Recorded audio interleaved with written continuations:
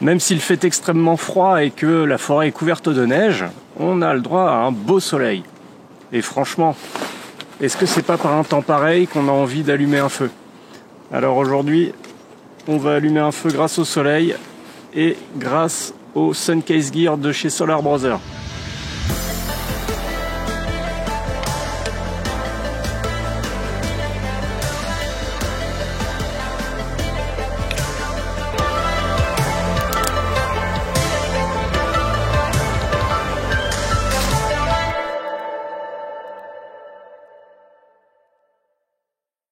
L'utilisation du soleil pour allumer un feu remonte à l'Antiquité. Alors il y a deux grands principes pour allumer un feu. Soit vous faites appel à une lentille convergente, une loupe en quelque sorte, soit vous faites appel à ce qu'on appelle un miroir ardent, c'est-à-dire un miroir dont la forme va concentrer les rayons du soleil en un point précis. C'est justement le principe du Suncase Gear de chez Solar Brother. Je possédais déjà la première version du Suncase Gear, mais ici Solar Brother m'a envoyé la deuxième version avec une amélioration, puisque la première critique que j'avais faite sur la première version, c'était que les ergots ici, qui vous permettent de fixer un matériau, étaient en plastique et donc avaient tendance à fondre dès lors que vous concentriez les rayons dessus. Donc il s'agit d'un petit truc très compact, comme vous le voyez, avec deux miroirs.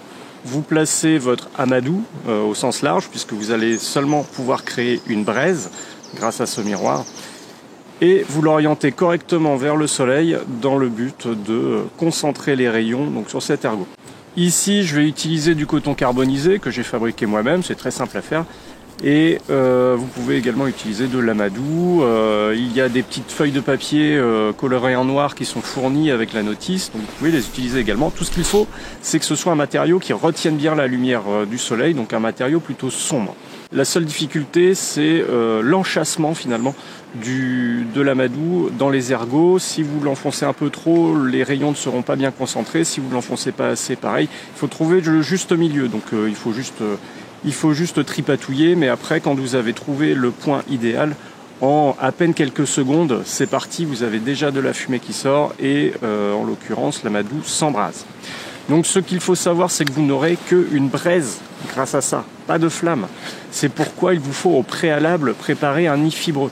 Donc je me suis baladé dans la forêt à côté de laquelle j'habite, j'ai ramassé mes substances préférées pour faire un nid, c'est-à-dire des akènes de clématite, ce sont ces petites graines là pelucheuses qui sont équipées de petits parachutes si on veut, qui poussent sur cette liane, et la clématite me fournit également des fibres pour constituer l'ensemble du nid.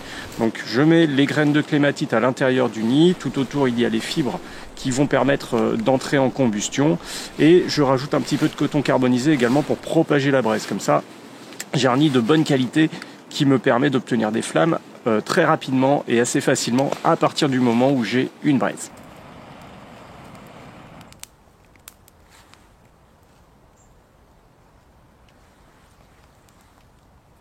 Voilà, j'espère que cette courte vidéo vous aura plu. Donc allumer un feu grâce au soleil, souvenez-vous que vous n'obtiendrez qu'une braise. C'est pourquoi il faut vous préparer à faire un nid avant tout ça. Et une fois que vous avez votre braise, il suffit de savoir attiser les flammes grâce à ce nid.